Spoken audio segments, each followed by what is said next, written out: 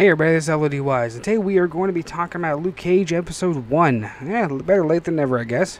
In this series, I mean, honestly, I have been kind of trying to speed watch this because the 18th is when that Defenders comes out. So I've been trying to get everything done and get everything back up online like it's supposed to be in the first place, and I just wasn't able to do it. So right now, guys, I have to tell you right now, this show is actually pretty damn good. Pop, really honestly, in this series, seems like he's going to be the main anchor character for everybody, trying to centralize everything around him. You know, more or less kind of trying to keep everybody grounded and, you know, not being all fucking crazy and, you know, crazy people. I mean, okay, so we actually kind of find out from the Jessica Jones series that about Luke Cage and his abilities and stuff like that. He has a super hard skin and his ability of like super strength or whatever else, which is kind of cool. I mean, would be kind of curious to see him and the Hulk kind of go at it. That would be a pretty cool little fight. You know, I mean, I don't know. I think the Hulk might actually kill him because the Hulk is pretty fucking strong. He is a hell of a lot stronger, I think, than Luke. So I really would like to be able to see that fight, though. I think that'd be really fucking cool. You know, kind of staying in that whole thing. You know, we had in the episode, it was kind of far in the episode. This is kind of farther down my list. That the guy that was actually selling the freaking DVDs of the incidents in New York and stuff like that because of all the Avengers. That was really cool. I really liked how they kind of tried to interweave the show with the movies as well, but not so, you know, cram it down your throat kind of scenario. I really like how they just did it just for a few seconds and moved on. They did not dwell on it. That was great. I really seriously hope they kind of stay in that same format because I really seriously don't want these two just to start, you know, basically butting heads at that point.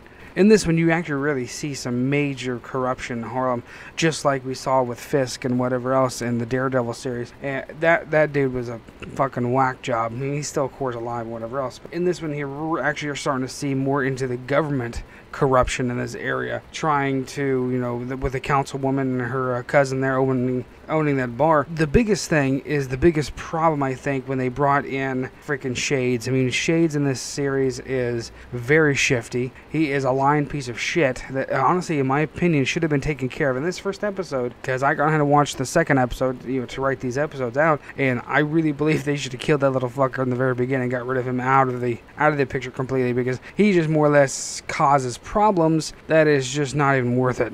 And we're kind of right after that. I mean, this is kind of my curious because we had Chico and Dante, of course, being a bunch of dumbasses, you know, trying to be an inside job and steal all that money from the drug dealers. But why didn't Luke stop him? He's seen the gun. Why didn't he just take that gun and, like, because he could have? I mean, there'd have been nothing anybody could have done with him doing that. Why did he do that? Then why? I understand why he lied to Pop at the other end, because he was ashamed that he didn't stop him. But I really believe he should have stopped him right then and there. But again, you think about this, he really didn't want to get in any conflicts. He just wanted to, you know, keep his head down and go on. I think this instance here is what seriously is going to push him to actually start being a superhero. And we kind of see that with his landlord there at the very end there, trying to, you know, she's being shaken down by the thugs, and Luke comes in, kicks the living crap out of all of them, and the big guy was really hilarious. He says, I don't even like these guys, and he pisses his pants probably and runs away. It was pretty funny at the end there, but I really see at that point, that's when I think Luke is finally turning a page and saying, hey, okay, I'm going to be, you know, maybe not thinking he's a superhero, but he's definitely going to be in the hero category in his mind. Probably he's tired of all this bullshit and this stupid bloodshed for no reason, and especially when he has the power to actually stop and save lives.